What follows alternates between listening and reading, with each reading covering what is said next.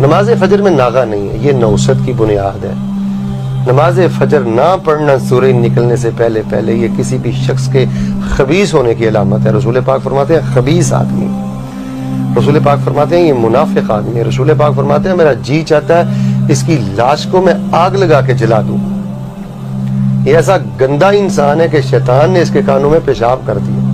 تو میرے نوجوان بھائیو، آپ رات گئے تک واٹس ایپ استعمال کرتے ہو، فیس بک اور چینلز پہ بیٹھے رہتے ہو، چلے میں آپ کو ان چیزوں سے نہیں روکتا، لیکن اللہ کا واسطہ دے کر کہتا ہوں پوری دنیا میں جہاں تک میرا پیغام جائے، کوئی میری مسلمان بیٹی بہن میرا بھائی مجھے سنے تو میں اسے 1000 بار یہ کہوں گا کہ نماز فجر سے پیار سیکھو، اس وقت رویا کرو، فجر کی سنتیں پڑھا کرو۔ مالدار وہ نہیں ہے جو ملک کا وزیر اعظم ہے، مالدار وہ نہیں ہے جس کا ڈالروں میں بینک بیلنس ہے، ایسا نہیں ہے۔ مالدار وہ ہے جو صبح کی نماز سے قبل 2 سنتیں ادا کرتا ہے۔ دنیا اور دنیا کے خزانے بھی ایسے شخص کی عظمت کا مقابلہ نہیں کر سکتے جو صبح کی 2 سنتیں فرض سے پہلے ادا کر لیتا ہے۔ صلاۃ الفجر یا عباد اللہ، نمازی بھائیو نماز فجر سے پیار کرو، اس میں خیر ہے، اس میں برکت ہے، اس میں حفاظت ہے، اس میں صحت ہے، اس میں اجر و ثواب ہے، اس میں قیامت کے دن کا نور ہے،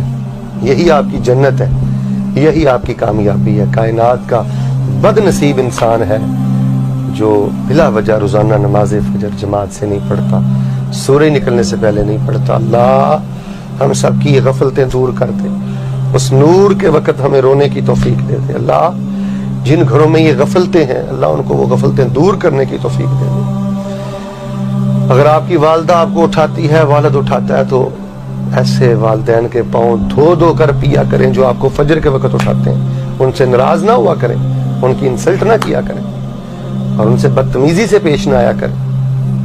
واللہ میں ایسے درجنوں گھرانے جانتا ہوں گھر میں ماں باپ نہیں ہے اور خاندان میں سے کوئی بندہ بھی نماز فجر نہیں پڑھتا، اور وہ بھی گھرانے منحوس ہیں کہ جن کے والدین فجر کی نماز نہیں پڑھتے۔ تو میں بڑی معذرت اور محبت سے یہ پیغام پوری دنیا میں پہنچانا چاہتا ہوں کہ جو میرے مطالعہ میں چیز آئی ہے وہ یہ ہے کہ فجر کا نمازی کسی نہ کسی روز اللہ اس کو کنارے لگا ہی دیتے ہیں۔